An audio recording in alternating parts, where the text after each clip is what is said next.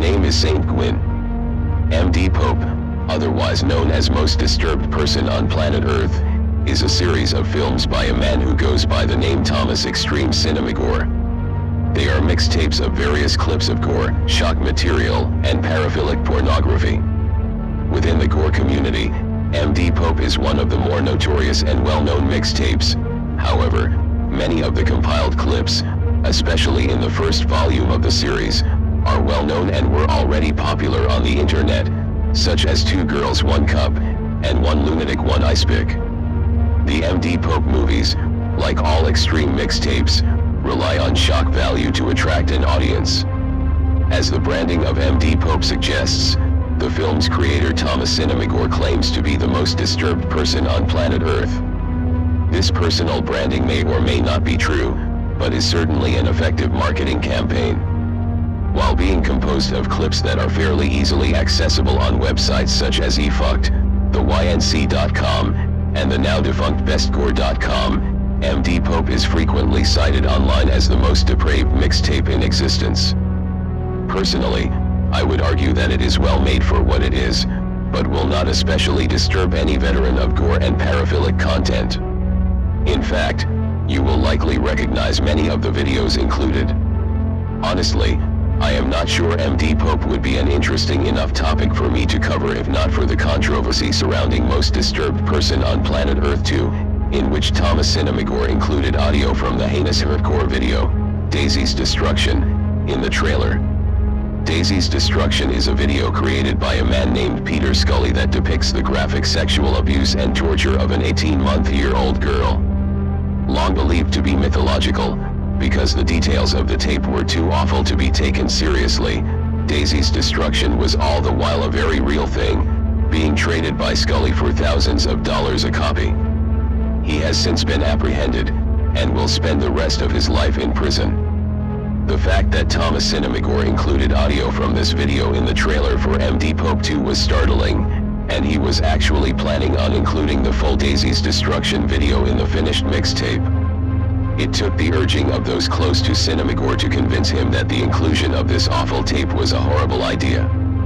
Ever since this incident, Thomas Cinemagore has become arguably the most polarizing figure within the gore community. Daisy's Destruction is not just an awful video, it is also highly illegal. It is child pornography, and is covered in the United States under obscenity laws that provide exceptions to the First Amendment freedom of speech. By including this material in the trailer for MDPOPE 2, Cinemagore was admitting to having committed a crime, because for him to have access to the audio, and presumably the entire video, means that he watched and owns a copy of Daisy's Destruction. By including it in the trailer for a movie that was to be distributed for profit, Cinemagore was also encouraging others to commit the crimes of both having watched child pornography, and giving material aid to a distributor of child pornography.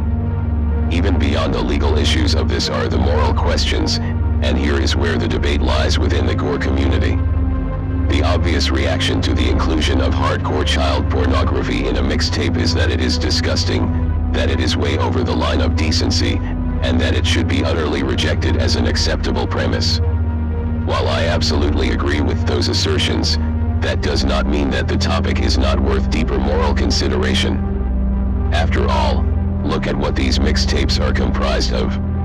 They are made up of clips of people being maimed, people being sexually assaulted, and people assaulting and murdering each other, often in incredibly sadistic and graphic ways. And this is accepted.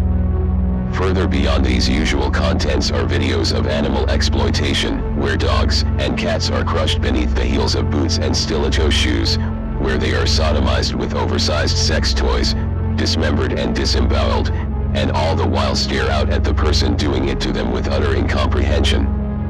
Videos like that are perfectly legal to watch and own as well. There are videos of child abuse and child murder, crime scene photos of little children dismembered and cannibalized, video of a toddler beaten so hard it bleeds from its face, and one where a camera watches a baby in a dumpster as it struggles against being eaten alive by rats. These videos too are legal to watch and own. It all makes the designation of child pornography as obscene seem so arbitrary, whereas these other videos are just as horrific, and are sometimes also used for sexual gratification that is just as deviant. There is no small amount of people online who will defend Thomas Cinemagore's decision to try to include Daisy's destruction in MDPOPE 2. After all, he has labeled himself as the most disturbed person on planet Earth, and inclusion of such monstrous perversion as the work of Peter Scully would be expected of a person with that designation. In a way, that makes sense, or at the very least is hard to argue against if using Cinemagore's own self-description. The controversy surrounding MDPOPE 2 started my worries about the future of extreme mixtapes. Now don't get me wrong, I am not advocating that any kind of content be banned or censored, nor am I defending the distribution of child pornography. I am simply trying to illustrate that the gore and extreme content community is one based off of shock value and morbid curiosity. It is substance over style to the extent that it can become substance over common sense, and substance over common decency. The desensitization that comes with viewing graphic material, combined with the steady growth in popularity it has seen as of late, means that escalation is incentivized. Boundaries are being pushed like I am not used to seeing, and I have been a veteran of gore and shock sites since the early 2010s. Mixtapes like MDPOPE 3, Amber Alert, and Necrozoo depict outrageous things that will shock even hardened viewers. And maybe that's the point. Maybe that's just the natural progression of things. Or maybe there is an ebb and flow to these mixtapes that I have not yet been around long enough to recognize. I don't know. But I do know that it's all worth thinking about and considering, and that thinking is a necessary exercise to keep it all in a healthy perspective, and I also see great creative potential for these mixtapes to return to their Mondo roots and combine vile imagery with historical context, and philosophic concepts. I believe there is an audience out there that would be willing to sacrifice the constant demand for more, and for worse, in exchange for films that are more stimulating, and less repetitive. That is the avenue to preserve shock and gore content, and how to move it from under the dark rock of pandemonic obscurity where it currently resides. If you enjoyed this video, please like and subscribe, and consider leaving a comment below. I have been stunned by the amount of positive feedback I have been receiving from you all, and am very thankful. This channel is growing at a pace beyond what I expected, and that's thanks to all of you. It inspires me to keep this up even when sometimes it is hard. Just to let you all know, my schedule will be getting busier now, so my output may reduce to one video a week. Feel free to request what content you would like covered in the comments section. I am happy to stray into the dark, and come back to you with what I've found.